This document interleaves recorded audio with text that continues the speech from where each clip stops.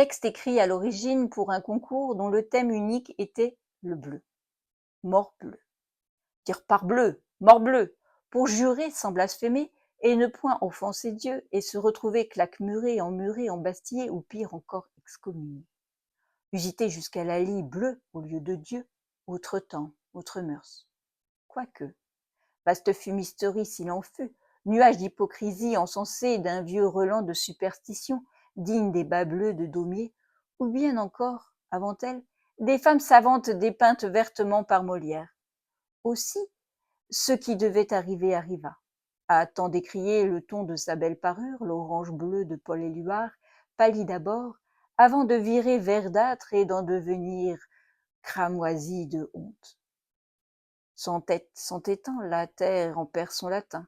Le bleu n'est vraiment guère à la mode. On préfère désormais le vert. Le vert galant au fond du bois, forêt eunuque de dépeupler moribonds. Le bleu a-t-il seulement pu, un jour, porter haut ses couleurs du marine profond au ciel bleu clair, délavé, fané, passé, presque blanc. Il vire, dérive, s'enivre en jouant toutes les nuances de sa gamme.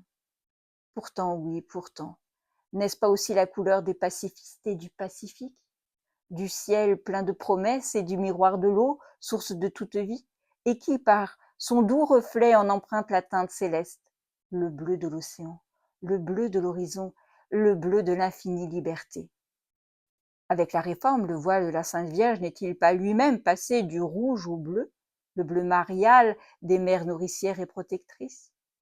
Ce bleu, laïcisé par la suite par une république assagie, retrouve alors son panache aux côtés de la redoutable et monumentale Marianne guidant le peuple de Delacroix. Une Marianne débraillée, vociférante, guerrière, assoiffée d'égalité et coiffée du célèbre bonnet phrygien rouge sang. Que nenni, mon discours n'est en rien désultoire.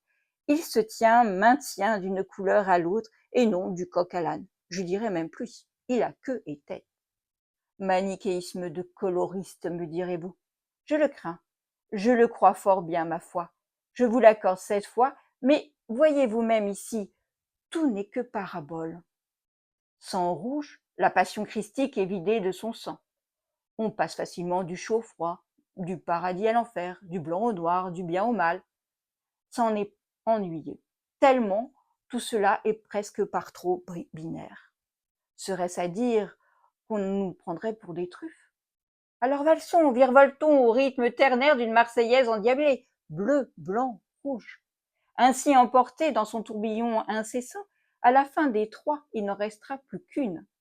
Il est vrai que tout est dans le tout, et le tout est dans tout. C'est pourquoi le blanc, couleur de la pureté, couleur de Dieu, l'emportera toujours au final aisément. Mais dansons encore, si vous le voulez bien. 1, 2, 3. Tu l'auras quand, rouge de colère, vint l'heure de la révolution mettant bas le blanc veto de la monarchie de droit divin. Ah, ça ira, ça ira, ça ira. Est-ce pour cela que subrepticement les nobles nobliaux d'alors au sang bleu s'enfurent par l'échafaud de peur bleue en moins de 2?